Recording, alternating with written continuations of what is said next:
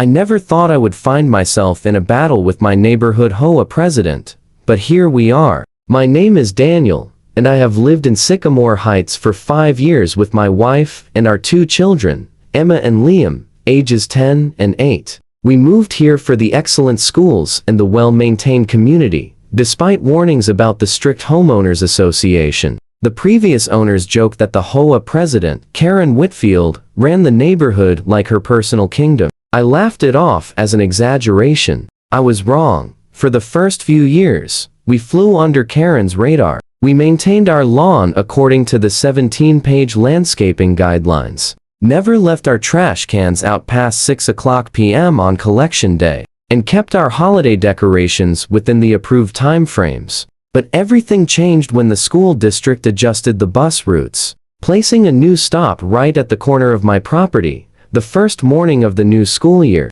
I walked Emma and Liam to the bus stop along with 5 other neighborhood children. We were all enjoying the crisp September air when a silver Mercedes SUV screeched to a halt beside us. The window rolled down, revealing Karen's perfectly coiffed blonde bob and permanent scowl.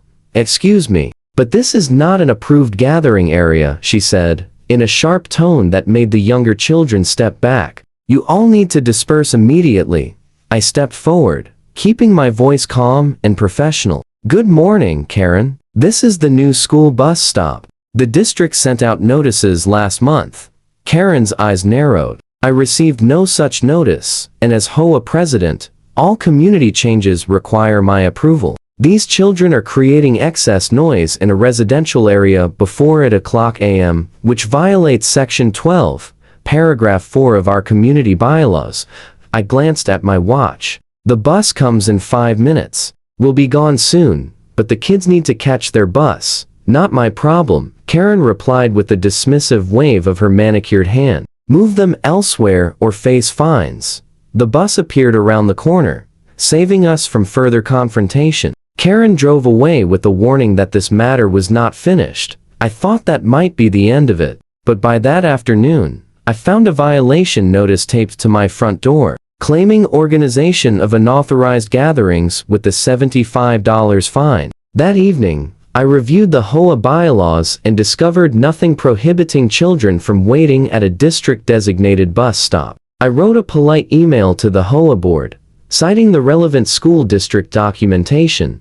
The next morning, I arrived at the bus stop with a printed copy of both documents, anticipating Karen's return. Sure enough, her Mercedes appeared right on schedule. Karen emerged from her vehicle, this time, tablet in hand, wearing what I can only describe as business casual battle armor, a crisp beige pantsuit with shoulder pads that would make an 80 seconds power executive jealous. "I've documented yesterday's violation, and now you're accumulating a second offense, which doubles the fine," she said, with a smile that did not reach her eyes.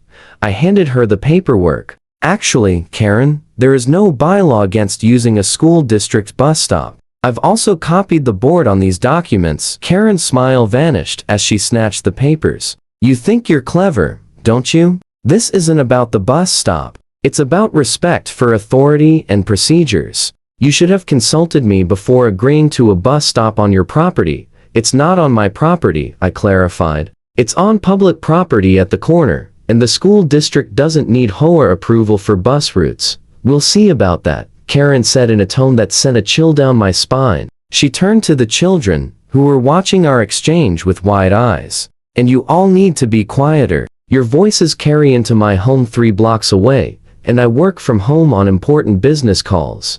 The bus arrived, and the kids boarded quickly, clearly uncomfortable with Karen's presence. As they pulled away, Karen stepped closer to me. "This neighborhood was peaceful before your family moved in. Perhaps Sycamore Heights isn't the right fit for people like you." Before I could respond to what felt like a thinly veiled threat, she returned to her Mercedes and drove away. That afternoon, I received not 1, but 3 violation notices: improper lawn edging, unauthorized garden border stones, and most absurdly aggressive posturing in a community common area. I decided to attend the next HOA board meeting to address the situation directly. Karen seemed surprised to see me there, but quickly regained her composure. When I raised my concerns during the open forum, she dismissed them as one homeowner's attempt to circumvent established protocols. What shocked me was how the other board members deferred to her without question. It became clear this wasn't just about a bus stop Karen needed control, and I had challenged it. The next week brought escalating tensions. Karen began photographing my house daily, documenting alleged violations. She sent emails to other parents suggesting carpooling to a safer, approved location, rather than using our bus stop. Most disturbing was when I received a certified letter stating the HOA was considering legal action for creating a public nuisance and endangering community property values. Things took an even more serious turn the following Monday. I had an early meeting, so my wife took the kids to the bus stop. When she returned, she was visibly shaken. Apparently, Karen had approached the children while they waited and told them they were trespassing and could be removed by authorities if they did not leave. My 8-year-old son was in tears, afraid he would be arrested for waiting for his school bus. That crossed a line. I installed a small, unobtrusive security camera on my porch with a view of the bus stop well within my rights according to both state law and, ironically, the HOA bylaws that encourage security measures. The next morning, I stayed slightly back, letting my wife walk the kids to the stop while I monitored the live feed on my phone. Karen arrived like clockwork. This time, she approached the children directly while my wife was comforting a neighbor's kindergartner who had dropped her lunchbox.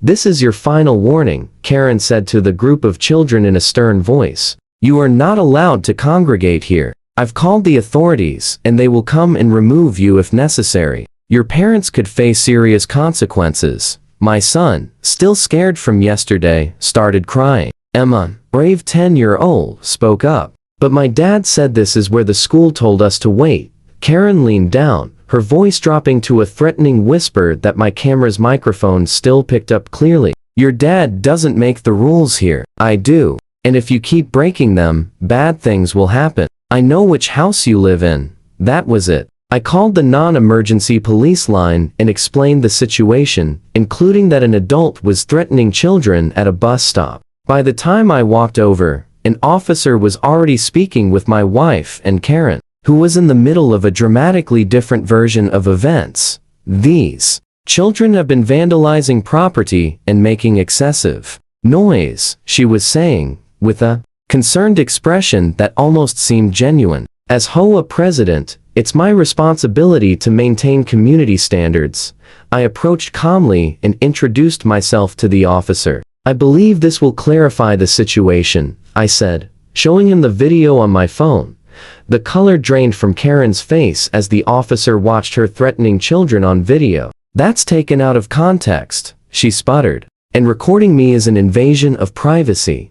"Ma'am, there's no expectation of privacy in a public area," the officer explained patiently. "And threatening children, regardless of context, is inappropriate." The officer separated us, took statements, and advised Karen to avoid the bus stop moving forward. I thought that would be the end of it, but Karen's campaign only intensified. She began driving by our house multiple times daily, taking photos, and even following my wife on errands. Violation notices arrived almost daily for increasingly absurd infractions: improper mailbox flag positioning and unauthorized shade of white exterior trim. After 2 weeks of this escalating behavior, I documented everything and approached the police again to file a harassment complaint. The officer recognized the pattern and took my statement seriously. They advised me to seek a restraining order, which I did immediately. 3 days later, Karen violated that order by approaching my children at the bus stop again. This time, officers arrived while she was still berating the kids about proper community standards and how some people need to learn respect for rules. They escorted her to the patrol car while she protested loudly about her authority as HOA president. The consequences came swiftly after that. Karen was arrested for violating the restraining order and harassment. As she was being led away in handcuffs, her face contorted with disbelief. "You can't do this to me. Do you know who I am? I'm the president of this community." The officer responded calmly. "Ma'am, being an HOA president doesn't place you above the law.